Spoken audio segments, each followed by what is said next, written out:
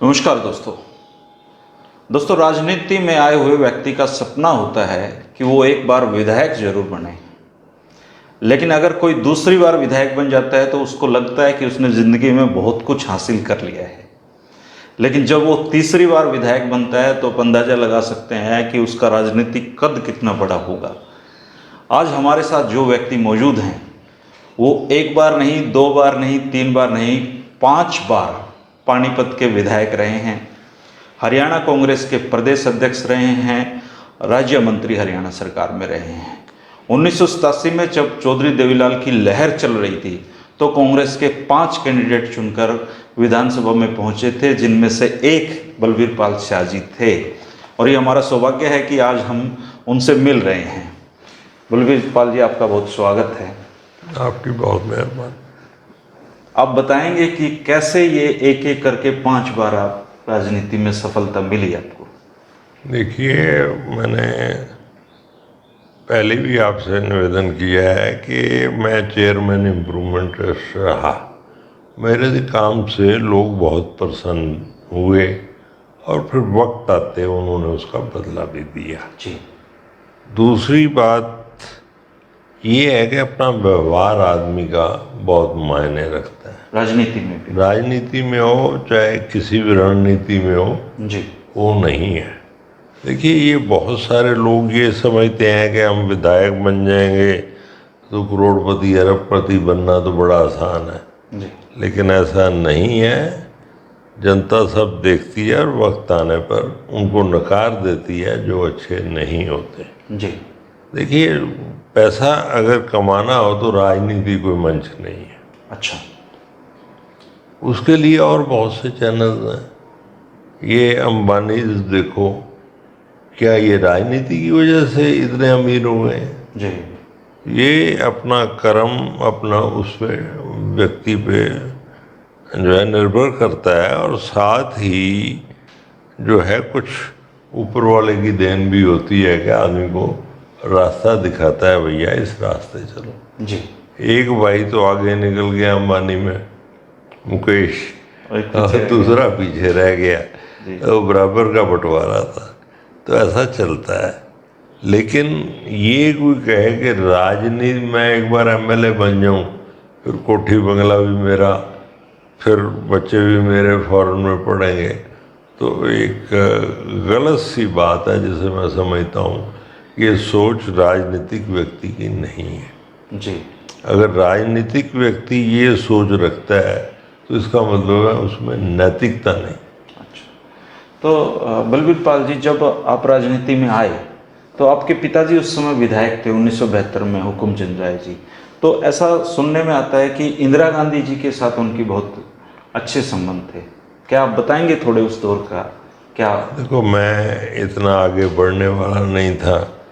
वो इंदिरा जी से मिल आते थे, दिल्ली जाते थे, मैं साथ जाता नहीं था। अच्छा, तब आप कारोबार में आ चुके थे? हाँ, कारोबार में था और छोड़ दिया, आपको बताया ना, 74 से। अच्छा, राजनीति में आने के बाद कारोबार पीछे चला गया? फिर कारोबार नहीं होता। फिर कारोबार तो यही है कि आप ब्लैकमेल कर रहे हैं। अच्छा अच्छा। मेरी बात को इशारों में समझ लीजिए। अच्छा। तो ये जनता को कोई ब्लैकमेल नहीं किया, और ईश्वर की कृपा से परमात्मा ने वैसे भी बहुत दिया है। खाने पीने को ज़िंदगी निकल जाएगी, बच्चों की भी आगे ठीक हो जाएगी। क्या लेना है हमने इतना पैसा जी इकट्ठा करके? कोठे पर लो, क्या करोगे? छापा पड़ा गया, मोदी जी ले गए। तो आपने जैसे चौधरी भजन लाल के साथ भी काम किया, आपने भूपेंद्र हुड्डा जी का भी शासन देखा, तो एक लंबी चौड़ी मतलब दौर देखा आपने। तो मैं आपसे ये जानना चाहता हूँ कि जो स्टेट इंटरेस्ट होता है वो किस मुख्यमंत्री में आपने ज़्यादा देखा? देखिए, सारे ही अपनी जगह ठीक है। मैं किसी को ये ऊपर ऊंचा है या नीचा है उससे कुछ नहीं बनता। जी। जो उसकी सोच है उसने करना है, करो भाई। क्योंकि मुख्यमंत्री इतना पावरफुल होता है। मैं इसके साथ भी रहा, सुरेंद्र के साथ भी और बंसीलाल जी के साथ जी। सबको देखा है, इनका शासन देखा है। क्यों 72 में हमारे पिताजी जब विधायक थे तो बंसीलाल जी का राज था, 5 साल वो भी देखा है। अच्छा।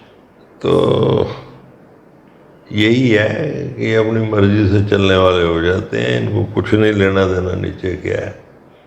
अब मन का करते हैं। और ज़्यादा जब ये हो जाते हैं फिर पटकी खाते हैं।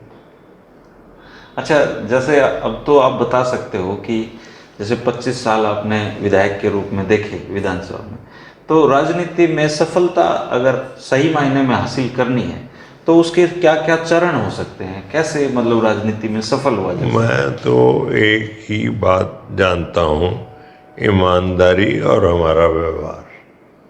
लोगों को वो ज़्यादा अच्छा लगता है। ट्रांसफ़र करानी है पैसे रख जाओ, नौकरी लगवानी है पैसे रख जाओ, नहीं लगेगी तो वापस कर देंगे। तो ऐसे विधायकों का ज़्यादा लंबा सफ़र नहीं होता। सबसे अच्छी बात यही है कि आपका व्यवहार सही हो। व्यवहार से होना चाहिए।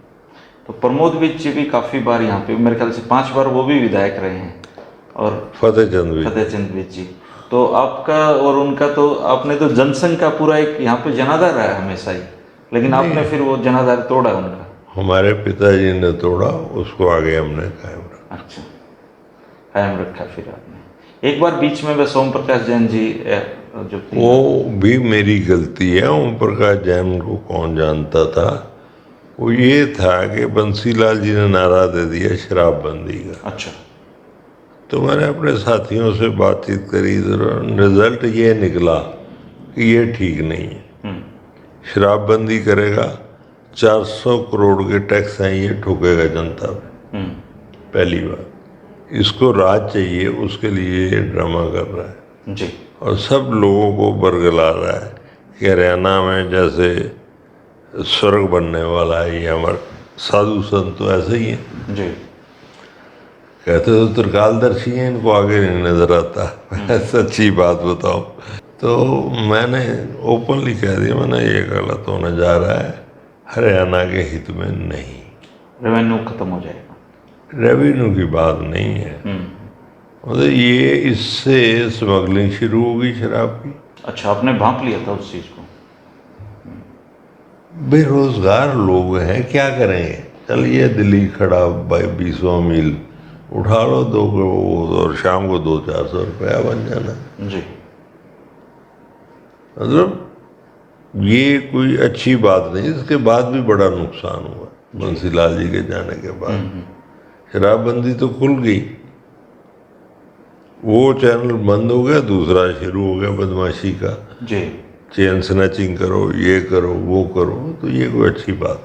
दूर के मतलब खराब परिणाम निकले उसके, और वो उस नारे पे जीत गए।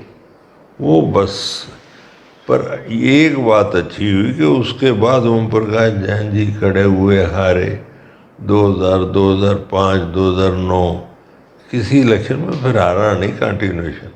अच्छा शाह जी, 2005 में भी आप बने, 9 में भी आप बने, तो उस समय तो आप बहुत सीनियर विधायक थे। फिर ये मंत्री बनाने का क्या क्राइटेरिया होता है जो आपको मंत्रालय में हुड्डा ने नहीं लिया? ये तो सीएम की मर्जी होती है, अपने से सीनियर को कैसे बना देगा। अच्छा।